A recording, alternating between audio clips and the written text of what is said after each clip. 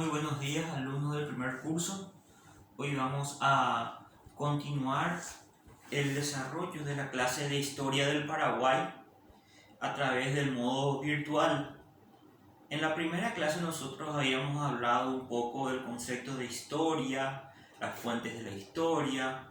Habíamos hablado de cuándo se iniciaba realmente la historia del Paraguay y le había manifestado en ese entonces que había varias teorías. Algunos decían que la historia del Paraguay se iniciaba con el descubrimiento del Paraguay, otros con el proceso de la independencia del Paraguay. Sin embargo, algunos historiadores consideran que el inicio mismo de la historia del Paraguay se da con un hecho histórico muy importante, que es el mestizaje. La unión de la sangre española con la sangre guaraní da origen al mestizo, al paraguayo, y con ello también da inicio a la historia del Paraguay. El paraguayo es una amalgama de dos culturas: la cultura aborigen, la guaraní, y también la cultura española o europea. Entonces, para continuar con la clase de historia del Paraguay, tenemos que centrarnos. Ya también habíamos hablado del descubrimiento de América, la capitulación de Santa Fe, que se había firmado con el rey de España, los reyes católicos, con Cristóbal Colón, el descubrimiento de América el 12 de octubre de 1492, y a partir de allí ir viendo un poco los otros descubrimientos que se realizaron y también el descubrimiento del Paraguay.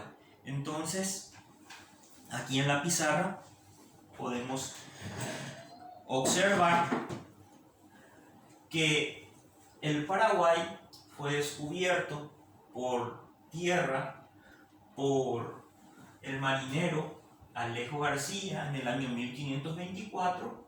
Se lo considera descubridor del Paraguay por tierra, porque fue el primer europeo que pasó por tierra por lo que hoy es el territorio paraguayo. Y en el año 1528 Sebastián Gaboto descubrió el Paraguay por agua, porque fue el primer europeo en navegar por el río Paraguay. Hubieron otros descubrimientos geográficos que hay que mencionar o citar para saber un poco en cuanto a este proceso de los grandes descubrimientos geográficos que trajo aparejado durante la edad moderna. Entonces, tenemos por un lado que el Río de la Plata fue descubierto por Juan Díaz de Solís en 1516.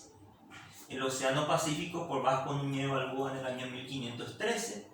El Estrecho de Magallanes en 1520 por el navegante portugués Hernando de Magallanes, que se había enemistado con el rey de Portugal y se fue a prestar su servicio a favor del rey Carlos V de España. También tenemos la participación de Magallanes y Elcano, que comprobaron la esfericidad de la Tierra, salieron del puerto de Cádiz en el año 1519 y, navegando de Asia a América, giraron por Asia y retornaron a Europa. Por ende, comprobaron que la Tierra era redonda. Magallanes no termina la expedición porque es asesinado por una parcialidad indígena ya en Asia, lo que hoy más o menos es el país de Filipinas, y termina Elcano solo la expedición, llegando en el año 1522 nuevamente al puerto de Cádiz y comprobando así la esfericidad de la Tierra.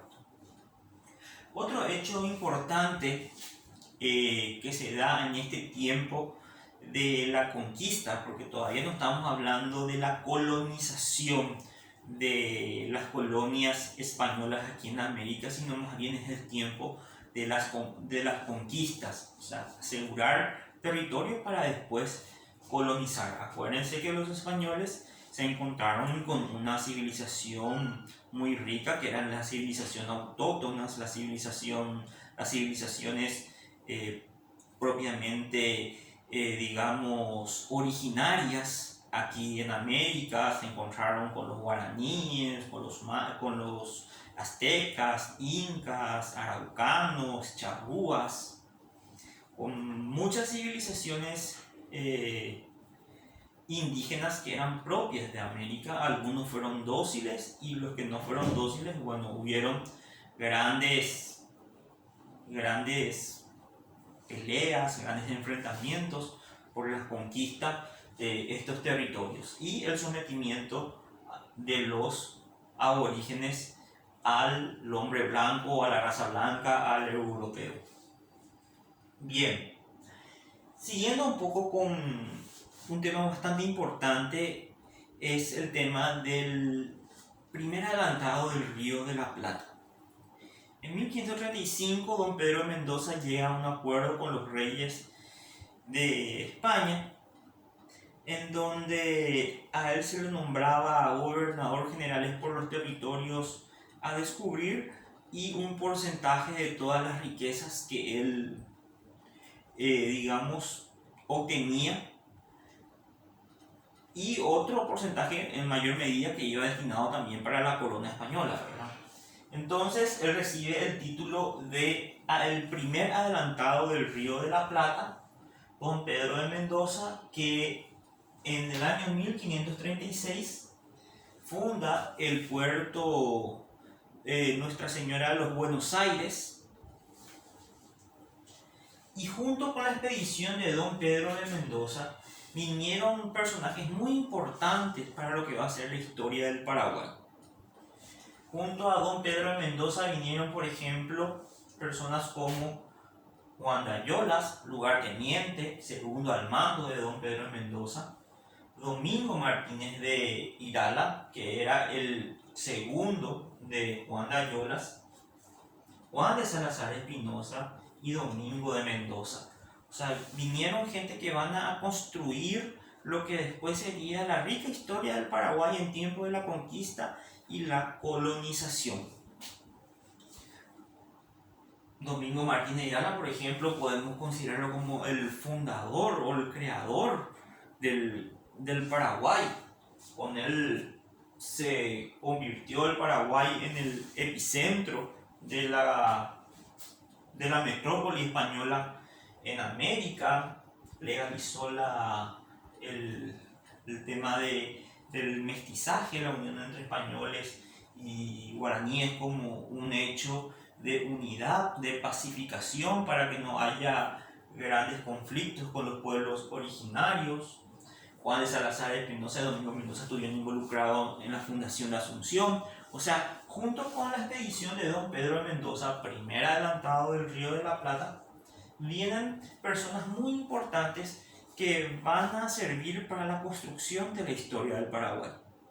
En otro video vamos a ir desarrollando un poco el conflicto que hubo con relación a la sucesión de don Pedro de Mendoza, porque don Pedro de Mendoza fallece y se quedó acéfalo el tema de quién iba a ser el sucesor de don Pedro de Mendoza. Era Juan de Ayolas, era Domingo Martínez de Irala. Hubo todo un conflicto que terminó con el envío de una cédula real por parte del rey de España para solucionar la cuestión, pero eso lo veremos en otra clase. Que tengan todos una buena jornada. Hasta pronto.